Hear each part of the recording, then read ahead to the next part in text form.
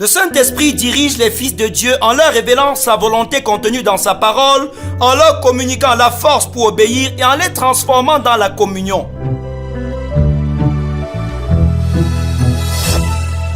Prenez place autour de la table du Seigneur et dégustez le précieux repas qui vous est offert dans ce breakfast. Il s'intitule « Devenez un fils de Dieu en marchant par l'Esprit ». Et il s'inspire de Romains 8, verset 14, qui dit ceci selon la version Louis II. « Car tous ceux qui sont conduits par l'Esprit de Dieu sont fils de Dieu. » Amen. Quand vous décidez de recevoir Jésus, vous devenez enfant de Dieu. Au début de votre marche chrétienne, vous êtes comme un bébé.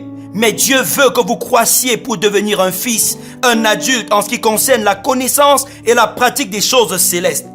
Selon Romains 8, verset 14, ce qui caractérise les fils dans la maison de Dieu, c'est leur capacité à se soumettre à la conduite du Saint-Esprit.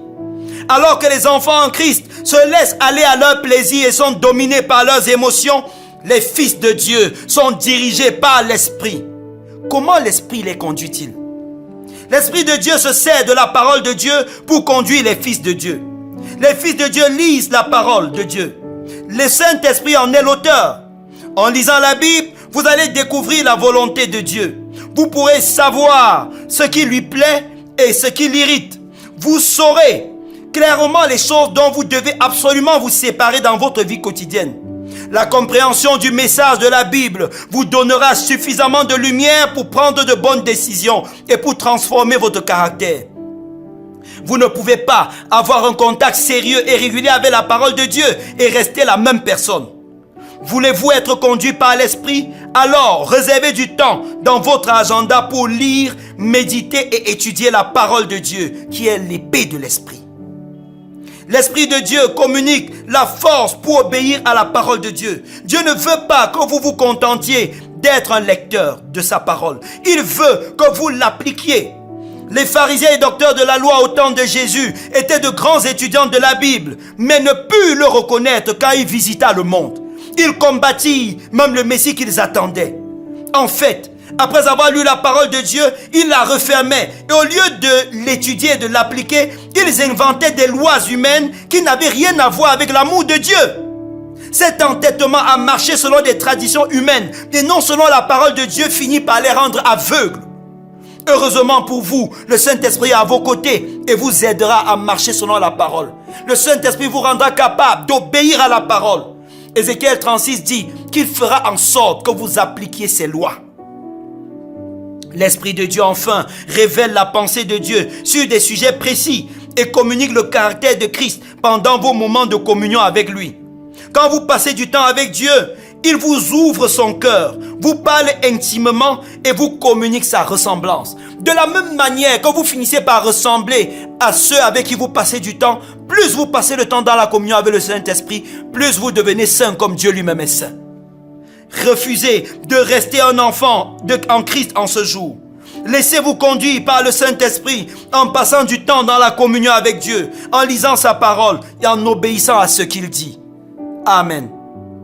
Permettez que nous prions ensemble.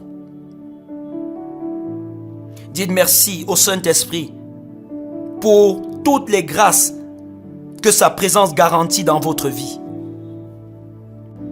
Engagez-vous dans la prière tout de suite à passer du temps dans la lecture de la parole de Dieu. Demandez à Dieu de vous révéler sa pensée pendant que vous lisez et étudiez sa parole. C'est aussi l'occasion de vous repentir de toute négligence dans votre vie de méditation. Refusez d'être un auditeur oublieux. Engagez-vous à obéir à ce que vous lisez. Demandez au Saint-Esprit de faire la parole chère en vous, que la parole prenne vie en vous et que vos membres servent à obéir à la parole de Dieu. Déclarez que vous êtes un esclave de la parole de Dieu. Tel Dieu parle, tel vous faites. Demandez à Dieu de transformer vos moments d'intimité avec lui et de faire de vous un passionné de sa présence. Ô cher Saint-Esprit, que pouvons-nous sans toi? Je voudrais particulièrement dans cet instant qui nous est accordé, prier pour toutes ces personnes qui n'arrivent pas à méditer ta parole, qui sont indisciplinés, qui dorment dès qu'ils ouvrent la Bible, qui lisent parfois et ne comprennent pas, qui trouvent la Bible comme un livre fastidieux. Oh Père, toi qui produis en nous le vouloir et le faire, dépouille-les de ces forces qui les éloignent de ta parole et donne-leur l'appétit des choses saintes, l'appétit pour ta parole. Crée en eux le désir de lire ta parole, de passer du temps avec toi, au nom de Jésus. Je prie pour un frère ou une sœur qui tombait régulièrement dans les mêmes péchés, afin que pendant qu'il écoute ce breakfast, Seigneur, que ta grâce le soutienne dans sa marche de sainteté, que ta grâce lui donne de pouvoir marcher dans l'obéissance à ta parole.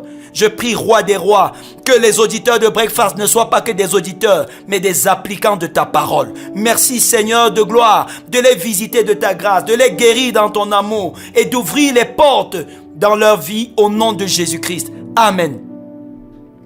Si pendant que vous étiez en train de suivre cet élément aujourd'hui, vous avez senti la soif de continuer à prier même après, n'hésitez pas à le faire. Le breakfast achevé, continuez à prier. Restez dans l'atmosphère de la présence de Dieu et l'Esprit de Dieu continuera à vous vivifier. Amen.